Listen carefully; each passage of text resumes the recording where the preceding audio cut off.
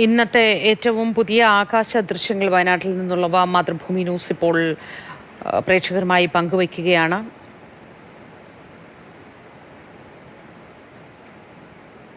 കള്ളാടിയിൽ മണ്ണിടിച്ചിലുണ്ടായ സ്ഥലത്തെ ഏറ്റവും പുതിയ ദൃശ്യങ്ങളാണ്. കമൽ നേരത്തെ സൂചിപ്പിച്ചിരുന്നു, അവിടെ നിർമ്മാണത്തിൻ്റെ ഭാഗമായി കൂട്ടിയിട്ടിരുന്ന മണ്ണ് ഒലിച്ചു വന്നത് മാത്രമല്ല പ്രശ്നം, മലയുടെ ഒരു ഭാഗം അടർന്ന് വീണതിനെ തുടർന്ന് ഈ കൂട്ടിയിട്ടിരുന്ന മണ്ണ് കൂടി ഒലിച്ച് എത്തിയത് ഈ അപകടത്തിൻ്റെ വ്യാപ്തി കൂട്ടി എന്നതാണ് നമ്മൾ മനസ്സിലാക്കേണ്ടത് എന്ന് ഈ ആകാശ ദൃശ്യങ്ങളിലും നമുക്കത് വ്യക്തമാകുന്നുണ്ട്.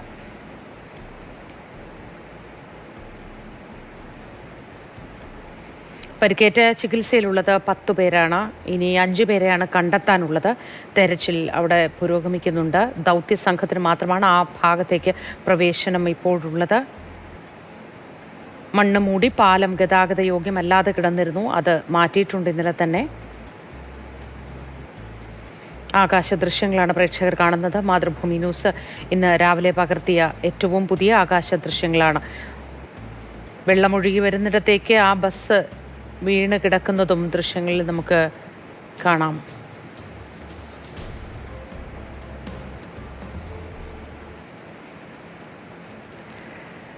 മന്ത്രി എ പി അനിൽകുമാർ അല്പം മുൻപ് നമ്മളോട് പ്രതികരിച്ചിരുന്നു. ഇതുമായി ബന്ധപ്പെട്ട കൂടുതൽ വിവരങ്ങളുമായി മുഹമ്മദ് ഷഹീദ് നമുക്കൊപ്പം ചേരുന്നുണ്ട്. Shahid, good morning.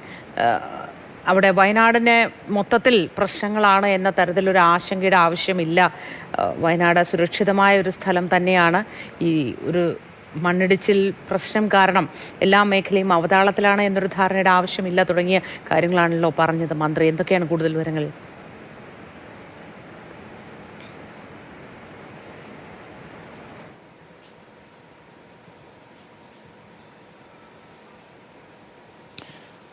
Moti, good morning. ഇക്കാര്യം എ പി അനിൽകുമാർ വിശദീകരിക്കുന്നുണ്ട്. അത് ശരിയുമാണ്. വയനാട് മൊത്തത്തിൽ ആ രീതിയിലുള്ള ഒരു ആശങ്കപ്പെടേണ്ട സാഹചര്യമില്ല. പക്ഷേ ചിലയിടങ്ങളിൽ തുടർച്ചയായി, പ്രത്യേകിച്ച് മേപ്പാടിയിൽ ഇപ്പോൾ അപകടമുണ്ടായ സ്ഥലങ്ങളിൽ അവിടെ തന്നെയാണ് ചൂരൽമലയും പുത്തുമലയും ഒക്കെ അവിടെ തന്നെയാണ് തുടർച്ചയായ അപകടങ്ങൾ ഉണ്ടാകുന്നത്. അക്കാര്യം തന്നെയാണ് മന്ത്രി ചൂണ്ടിക്കാണിച്ചത്. പക്ഷേ മന്ത്രി അനിൽകുമാർ പറഞ്ഞതിൽ ഏറ്റവും പ്രധാനപ്പെട്ട ഒരു കാര്യമുണ്ട്. അതായത് ഈ തുരങ്കപാതയുമായി ബന്ധപ്പെട്ട വിശദമായ പരിശോധനയും അന്വേഷണവും ഇപ്പോൾ സർക്കാർ നടത്താൻ ഒരുങ്ങുന്നു എന്ന് അദ്ദേഹത്തിന്റെ വാക്കുകളിൽ നിന്നും നമ്മൾക്ക് മനസ്സിലാകുന്നുണ്ട്. അതായത് ഇപ്പോൾ അപകടമുണ്ടായത് എങ്ങനെയെന്നുള്ള കാര്യം പരിശോധിക്കും. ഈ കമ്പനിയുടെ കൺസ്ട്രക്ഷൻ കമ്പനിയുടെ ഭാഗത്തു നിന്ന് വീഴ്ചയുണ്ടായോ, എവിടെയാണ് വീഴ്ചയുണ്ടായത്, സർക്കാരിന്റെ നിർദ്ദേശം അവർ പാലിച്ചില്ലേ എന്നുള്ള കാര്യങ്ങളൊക്കെ പരിശോധന നടത്തും. ഒപ്പം തന്നെ അനിൽകുമാർ പറഞ്ഞ പ്രധാനപ്പെട്ട കാര്യമാണിത്. അതായത് കഴിഞ്ഞ സർക്കാരിന്റെ കാലത്ത് വളരെ ധൃതി പിടിച്ചാണ്, വളരെ വേഗത്തിലാണ് ഈ തുരങ്കപാതയുമായി സർക്കാർ മുന്നോട്ട് പോയിരുന്നത്. ഇതിനെക്കുറിച്ച് പഠനം നടത്തിയിട്ടുണ്ട് എന്നവർ പറയുന്നുണ്ട്. പക്ഷേ എന്ത് പഠനമാണ് നടത്തിയത്, എന്തുകൊണ്ടാണ് ധൃതിയിൽ ഇത് മുന്നോട്ട് ഇങ്ങനെ തിരക്ക് പിടിച്ച് പദ്ധതി നടപ്പാക്കാനുള്ള തീരുമാനമെടുത്തത്, ഏതൊക്കെ തരത്തിലുള്ള പരിശോധനയും അന്വേഷണവും പഠനവും ഒക്കെ ഇതുമായി ബന്ധപ്പെട്ട് നടന്നു എന്ന കാര്യം സർക്കാർ അന്വേഷണ വിധേയമാക്കും, സർക്കാർ പരിശോധിക്കും എന്ന് മന്ത്രി അനിൽകുമാർ പറയുന്നുണ്ട്. അത് വളരെ പ്രധാനപ്പെട്ട ഒരു കാര്യമാണ്. അതായത് ഈ അപകടമുണ്ടായത് എങ്ങനെ എന്നുള്ള കാര്യം മാത്രമല്ല സർക്കാർ പരിശോധിക്കുന്നത്. ഈ തുരങ്കപാത 2000 കോടിയുടെ ബൃഹത്തായ വലിയ സ്വപ്ന പദ്ധതി അത് നടപ്പാക്കാനുള്ള തീരുമാനം എങ്ങനെയാണ് എടുത്തത്, അതുമായി ബന്ധപ്പെട്ട പഠനങ്ങൾ എന്തൊക്കെയാണ് നടന്നിട്ടുള്ളത്, പരിശോധനകൾ എന്തൊക്കെയാണ് നടന്നിട്ടുള്ളത്. പ്രത്യേകിച്ചും ഈ പ്രദേശത്ത് വലിയ ആശങ്ക ആ സമയത്ത് തന്നെ പരിസ്ഥിതി പ്രവർത്തകരും പൊതുപ്രവർത്തകരും ഒക്കെ മുന്നോട്ട് വെച്ചിരുന്നു. ഈ വലിയ വികസന പദ്ധതിയാണ്, സ്വപ്ന പദ്ധതിയാണ് വയനാടിനെയും കോഴിക്കോടിനെയും ബന്ധിപ്പിക്കുന്നത്.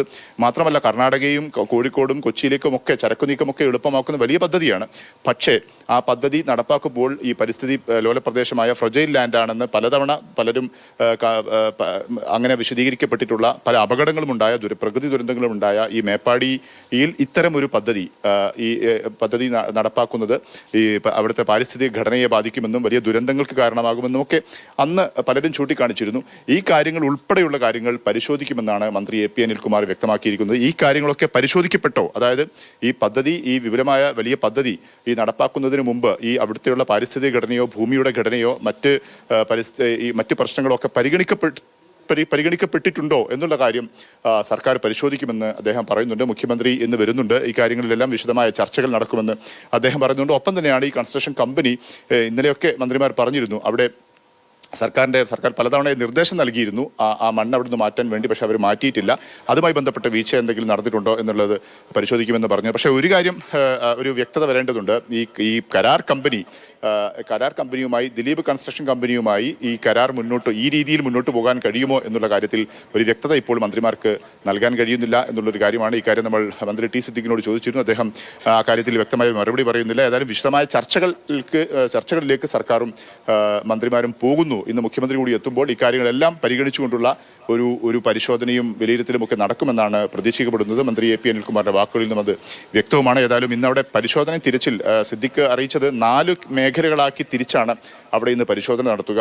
അതുകൊണ്ട് തന്നെ കൃത്യമായ രീതിയിലുള്ള പരിശോധനയും കണ്ടെത്തലുകളും ഒക്കെ ഇന്ന് നടത്താൻ അവിടെ കഴിയും എന്ന് അത് മന്ത്രിമാരൊക്കെ ആത്മവിശ്വാസം പ്രകടിപ്പിക്കുന്നു. ഏതായാലും തിരച്ചിൽ അവിടെ പുരോഗമിക്കുകയാണ്. മഴ ഇന്ന് വലിയ തോതിലില്ലെങ്കിൽ വലിയ രീതിയിൽ തിരച്ചിൽ സംഘത്തിന് മുന്നോട്ട് പോകാൻ കഴിയുമെന്നാണ് പ്രതീക്ഷിക്കപ്പെടുന്നത്.